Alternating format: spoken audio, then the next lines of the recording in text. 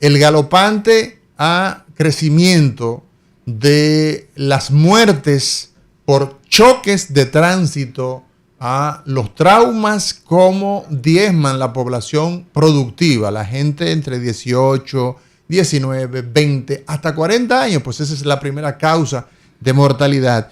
Y irnos a la pausa, dejábamos pendiente a Jairo González y Alejandro Báez con el tema de la prevención. Hablábamos de una prevención primaria, de una prevención secundaria, pero antes de que tú completes la idea, doctor Amado Alejandro Báez, yo le hago una propuesta porque llevo alrededor de unos 7 u 8 años con el mismo discurso.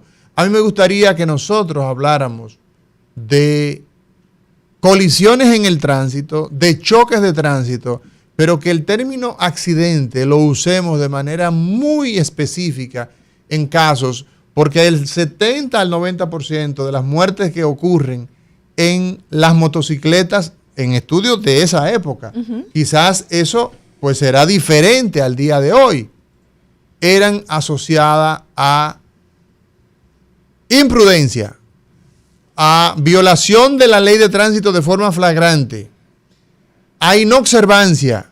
Usted ahora encuentra personas que andan chateando con una mano o con las dos manos. En momentos sueltan el guía y la motocicleta sigue derecho y ellos van chateando. Entonces, creo que un gran paso que nosotros podemos dar, señores, es llamar al fenómeno por su nombre, pero mientras nosotros sigamos señalando que son accidentes, bueno, pues si son un accidente, es un accidente. Entonces yo pienso que eso también hay que incluirlo en el arsenal de las estrategias para mitigar, bajar este escándalo que hay de muertes y de discapacidad en este orden. Adelante, doctor Báez. Bueno, gracias por ese punto. Yo entiendo que hay un elemento de educación importantísimo y parte de esa educación es decir las cosas como son. Exacto. Hablamos del tema de prevención primaria, que es el equivalente a la vacuna, ¿verdad? La vacuna tú te la pones para evitar una enfermedad y de repente el conducir a cierta velocidad, no tomar alcohol, tú haces esas medidas para prevenir los accidentes. Pero ya entrando en la parte asistencial, es bueno hablar de la prevención secundaria y terciaria. Si a mí me llega una víctima de una colisión por vehículo de motor a la emergencia y el paciente tiene sus signos vitales buenos, está alerta, conversando y de repente le hago una sonografía abdominal en parte de esa evaluación secundaria y encuentro que tiene líquido libre en cavidad abdominal significativo como sangre, entonces ese diagnóstico temprano, antes de que esa enfermedad, el trauma, se convirtiera en algo hemodinámicamente inestable, algo que comprometiera la vida. Ese diagnóstico temprano es lo que se llama prevención secundaria. La habilidad de tener un equipo de atención que puede diagnosticar temprano una condición antes de que resulten complicaciones que pueden exponer o poner en peligro la vida del paciente.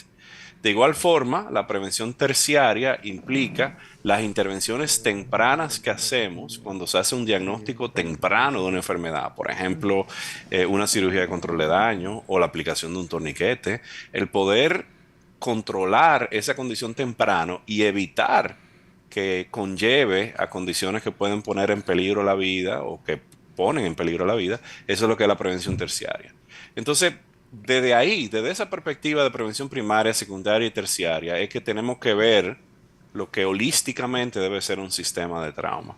Un sistema de trauma debe enfocar desde la prevención primaria hasta la rehabilitación, donde ya cuando ese paciente tiene una discapacidad, con una rehabilitación adecuada, podemos posicionarlo como un ente productivo en la sociedad en base a nuevas competencias o terapia física que puede llevarlo a un grado funcional.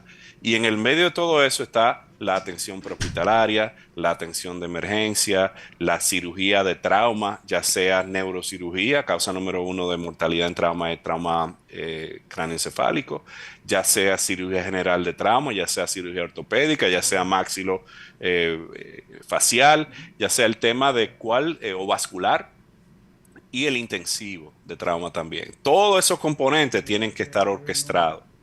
Ojo, tiene que haber un registro de trauma para tener data sobre qué es lo que está pasando y entender cuáles son las medidas del lugar. Tiene que estar también orquestado de una forma geográfica lógica y ahí celebro las medidas de los gobiernos pasados en fortalecer el sistema de atención prehospitalaria. Yo comencé como voluntario de la Cruz Roja en el año 92 y cuando teníamos una ambulancia nueva lo celebramos como un gran logro. A veces éramos voluntarios de un servicio de emergencia sin ambulancia. Pero de repente el sistema 911 está resolviendo y a mí me tocó consultar con OPS para el desarrollo del 911 y lo que tenemos ahora tenemos que celebrarlo.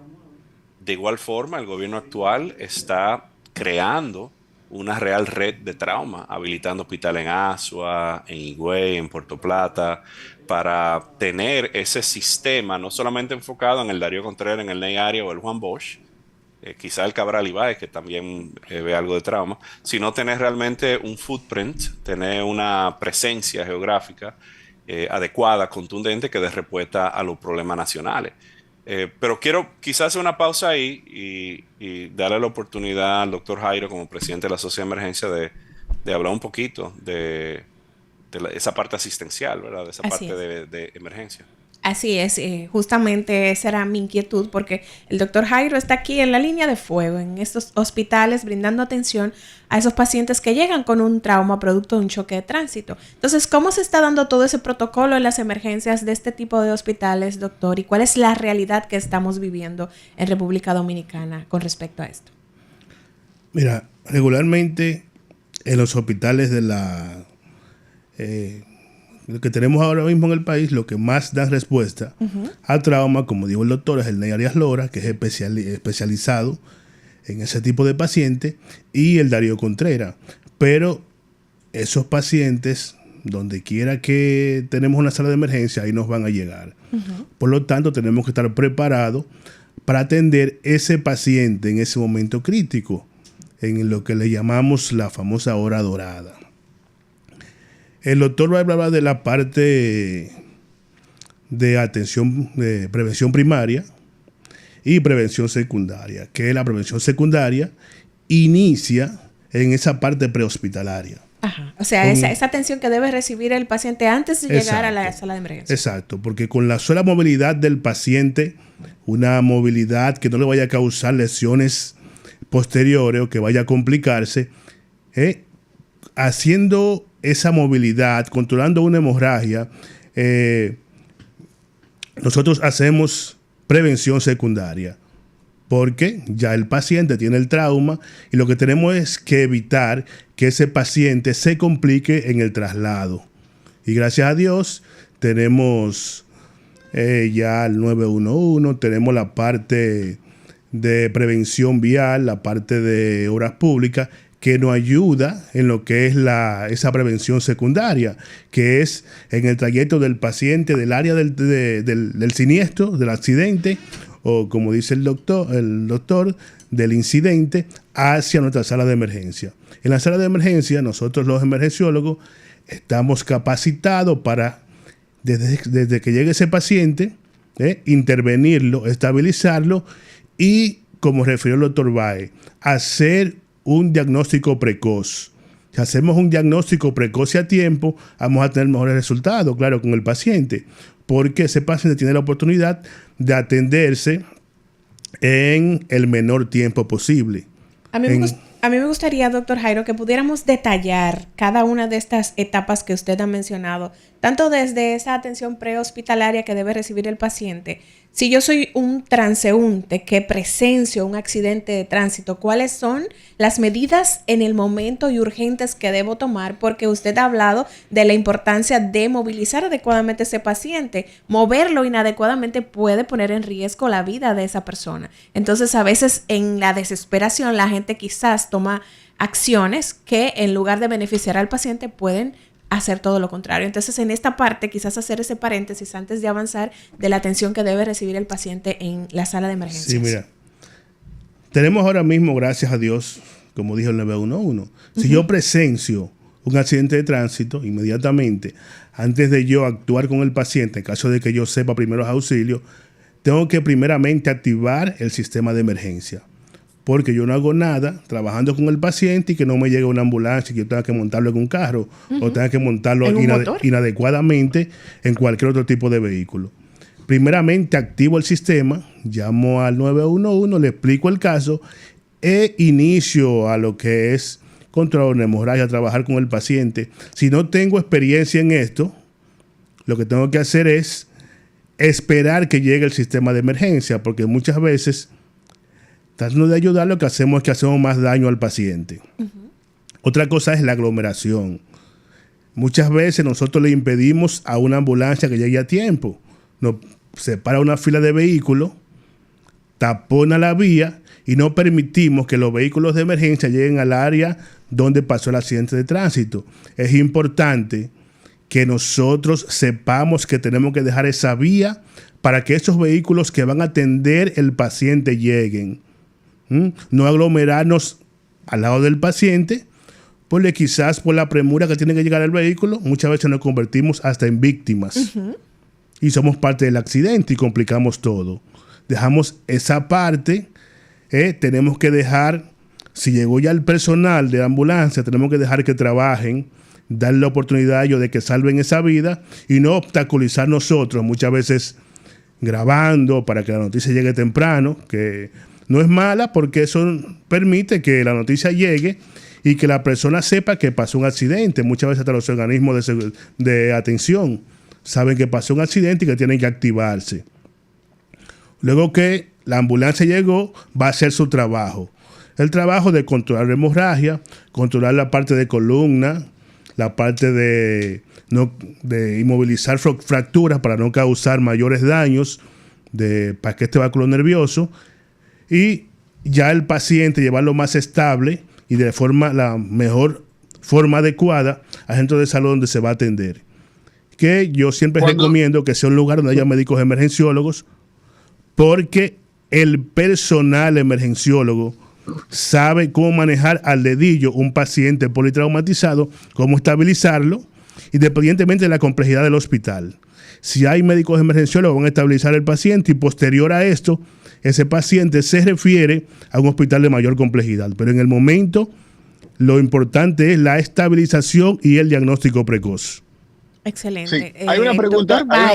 Nos gustaría también escuchan? poder hablar, el doctor Jairo González señalaba de estos pacientes que llegan con hemorragias, con daños a columna y todas estas lesiones que son consecuencia de un choque de tránsito. Nos gustaría poder también hablar en este panel de cuáles son esas principales condiciones en las cuales llega un paciente después de ser víctima de un choque de tránsito. ¿Cuáles son esos principales traumas y cómo manejarlos? Adelante.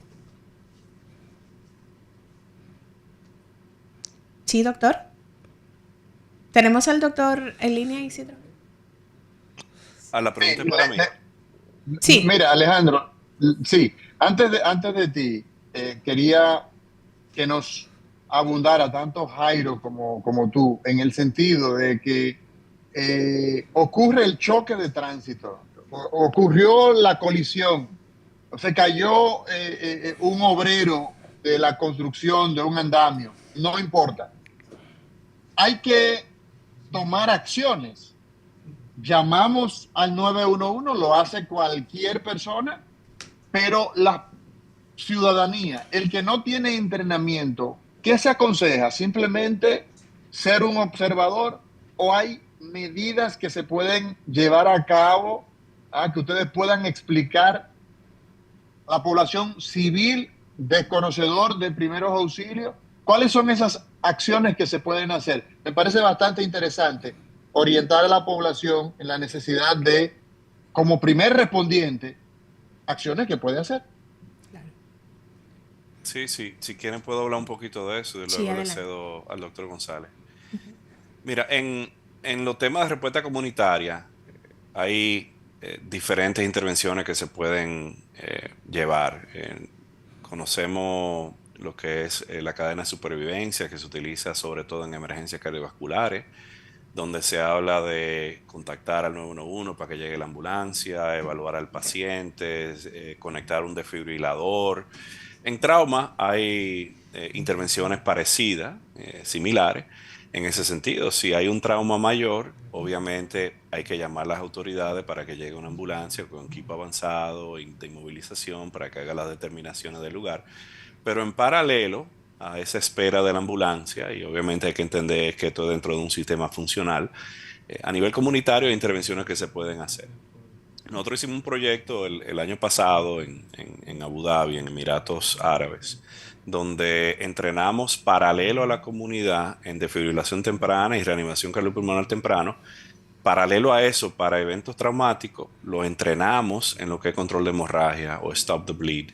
Stop the Bleed es un programa que se instauró hace quizá 15 años en Estados Unidos, en colaboración con el Colegio Americano de Cirujanos, donde habla de control de hemorragia como una de las intervenciones principales para prevención de mortalidad por trauma. En este caso es la aplicación de torniquetes, la aplicación de diferentes vendajes para hacer control de ese sangrado, ya que la hemorragia no controlada es una de esas principales causas de lo que llamamos mortalidad prevenible. También hay un tema de quizás a nivel de primer respondiente, lo que es la integración de otros equipos de primera respuesta comunitaria, que no solamente la ambulancia, sino es el tema de empoderar a diferentes autoridades comunitarias, la misma policía debe de tener equipo de emergencia y debe estar entrenado en principios de acción de emergencia. Con la alcaldesa Carolina Mejía hicimos un programa con la policía municipal hace un par de años para entrenarlos, con el general Minoru Matsunaga hicimos también un programa entrenando a la policía municipal en principios de acción de emergencia. Entonces el tema es entender lo que es esa cadena de supervivencia, entender lo que es el empoderamiento comunitario, no solamente dejarle a las autoridades de salud, sino también desde la comunidad hasta otras autoridades como primeros respondientes, tener los instrumentos necesarios para intervenir en esas causas prevenibles. Excelente. Bueno, en este momento vamos a hacer una breve pausa para que entonces continuemos con esta idea, doctor Jairo, con su intervención. Volvemos en breve, no le cambie.